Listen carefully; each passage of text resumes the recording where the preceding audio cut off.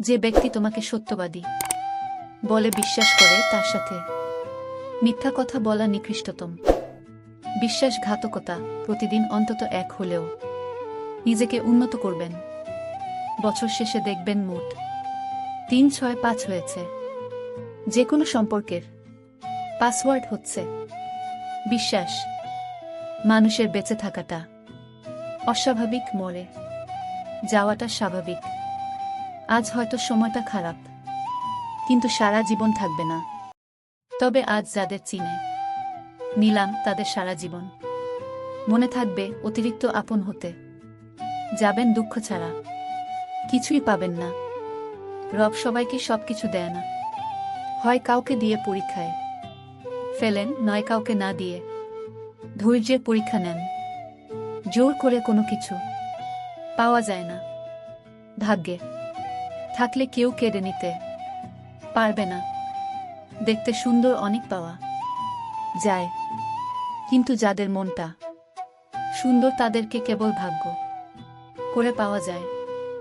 যে তোমাকে অবহেলা করবে তাকে ধন্যবাদ দিয়ে দূরে সরে যাও, কারণ তার অবহেলার কারণেই হয়তো তোমার জীবনে হবে উন্নতি। অবহেলা থেকে মানুষ অনেক কিছুই শিখতে পারে। অবহেলায় মানুষের জ্ঞান শক্তি বৃদ্ধি হয়। অবহেলা মানুষের ঘুমন্ত মস্তিষ্ককে জাগ্রত করে দেয়। কাউকে যতই কাছ থেকে চেনো না কেন, মন খুলে সব কথা কখনই বলো না। মনে রেখো, এ যুগে বিশ্বাসের মর্যাদা কেউই রাখে না। জীবনে যদি বারবার পড়ে যান, তবে পথটাকে বদলান, স্বপ্নটাকে নয়। কারণ একটা গাছ তার পাতা বদলায়, জায়গা নয়। কথা বলতে যতটুকু যোগ্যতা লাগে, নীরবতা অবলম্বন করার জন্য এর চেয়ে অনেক বেশি যোগ্যতা লাগে। কাঁটা থেকে বাঁচার জন্য যেমন পায়ে জুতো পরা উচিত, সারা পৃথিবীতে কার্পেট বিছানোর দরকার নেই, ঠিক তেমনি যদি তুমি শান্তি চাও তাহলে নিজেকে বদলানোর চেষ্টা করা উচিত, অপরকে নয়। সৎ এবং মহৎ লোকেদের সমালোচনা করা খুবই সহজ, কিন্তু তাদের মতো হওয়াটা অনেক কঠিন। হারানোর যন্ত্রণা কেবল সেই বোঝে যে তার প্রিয় মানুষটিকে হারিয়েছে। মানুষগুলাও কেমন যেন হয়ে গেছে, কেউ প্রয়োজন ছাড়া খোঁজও নেয় না। আমরা সবসময় মনে করি আমাদের স্মৃতিশক্তি খুবই দুর্বল, কিন্তু যখন আমরা কাউকে ভুলতে চেষ্টা করি, ঠিক তখন বুঝতে পারি আমাদের স্মৃতিশক্তি কতটা শক্তিশালী। আপনার বউ চাকরি করুক আর নাইবা করুক, প্রতি মাসে তার হাতে কিছু টাকা দিয়ে বলুন, এই টাকাটা তোমার ইচ্ছে মতো খরচ করো, আমি হিসেব নেব না।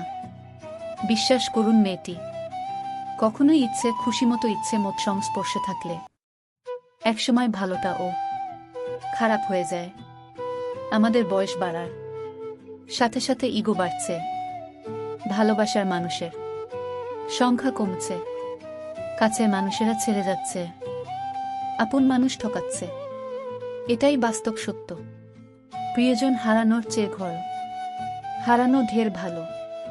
ঘর হারালে পথে থাকা যায়, কিন্তু প্রিয়জন হারালে না পথে থাকা যায় আর না থাকা যায় ঘরে। জীবনে কাউকে পাওয়াটা বড় কথা না, আপনি যাকে পেয়েছেন তাকে জীবনের শেষ পর্যন্ত কাছে পাওয়াটাই বড় কথা।